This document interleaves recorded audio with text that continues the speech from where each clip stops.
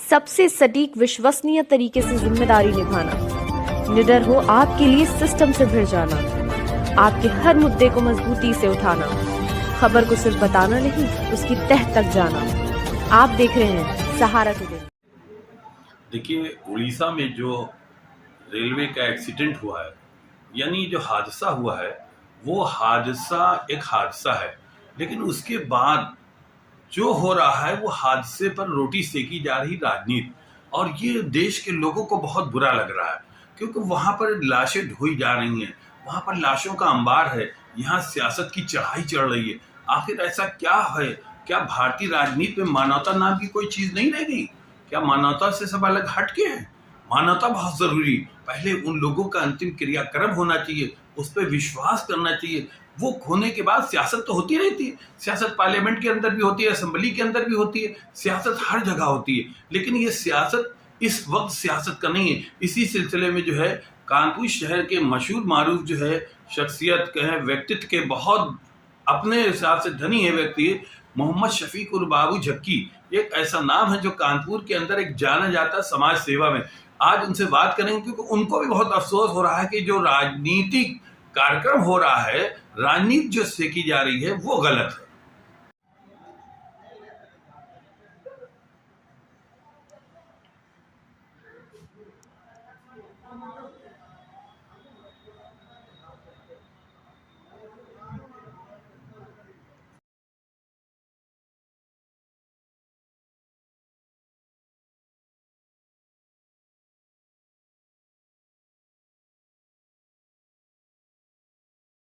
क्या नाम है सर आपका? मोहम्मद शफीक उर बाबू झक्की, साबरी समाज सेवी, कानपुर। ये बताइए, जो रेलवे एक्सीडेंट है इसको किस निगाह से देख रहे हैं आप? देखिए, ये एक्सीडेंट जो है ये दुर्घटना है, घटना है, वो जो की जाती है दुर्घटना भी हो जाती है। तो ओनली ये एक्सीडेंट है, इसमें किसी किस्म का किसी कोई गलती नहीं है, किसी कोई जाति नहीं है। एक्सीडेंट होना तो हो गया, इतना बड़ा देश है, कहीं ना कहीं कुछ ना कुछ होता ही रहता है। नहीं तो ये जो होता रहता है उसके बाद क्या हो रहा है यहाँ?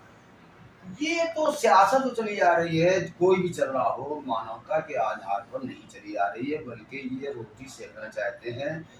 और रोटी सेकने के चक्कर में सियासत में रोटी, लाशों पे सियासत नहीं होनी चाहिए, किसी कीमत नहीं होना चाहिए। देखिए, हमारे इंडियन प्लेयर्स ने 500 करोड़ रुपए का दान दिया है इस एक्सीडेंट में मारे जाने वाले लोगों के लिए और उनके इलाज के लिए। यहाँ तक कि पाकिस्तान के क्रिकेटरों ने भी 50 करोड़ रुपया दिया है और अपनी संदर्जी पेश की है, और दिल से उन्होंने दर्द महसूस किया और दुआएं दी हैं कि जल्द से जल्द जो घायल है वो सही है। क्या ये मानते हैं कि ये टाइम राजनीति करने का है या अंतिम संस्कार करने का? नहीं, बिल्कुल नहीं, राजनीति करने का बिल्कुल नहीं है, किसी कीमत पर नहीं है। बाबू झक्की कानपुर से ये आवाज दे रहा है कि इस वक्त तन मन धन से उनकी मदद के लिए, उनकी दुआओं के लिए और श्रद्धांजलि पेश करने के लिए लग जाओ, और जो भी मदद हो सके तन से हो सके तन से करो, मन से हो सके मन से करो, धन से हो सके धन से करो।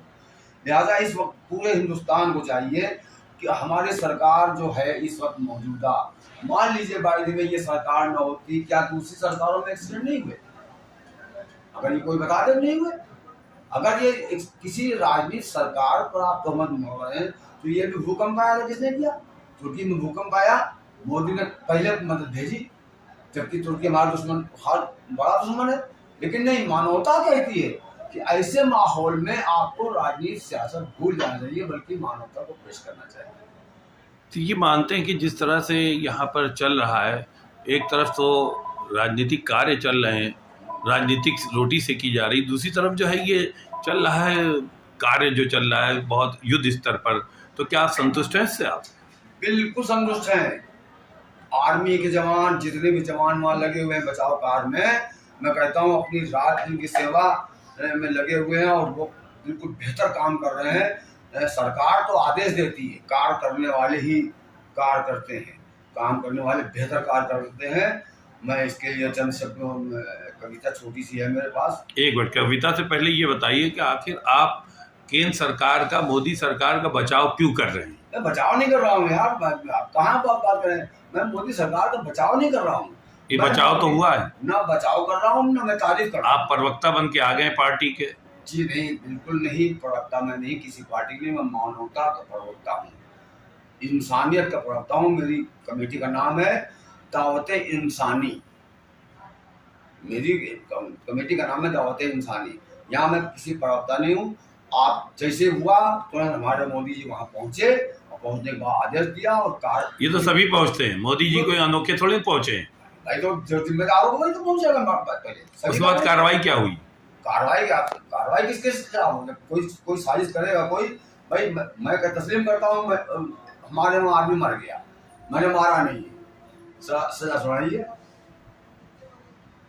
नहीं तो ये जिस तरह से हुआ है उसके लिए कोई दोषी है आपकी निगाह में? भाई दोषी कौन है? दोषी हमारी जो है वो मानता जो है, हमारा नसीब दोषी है।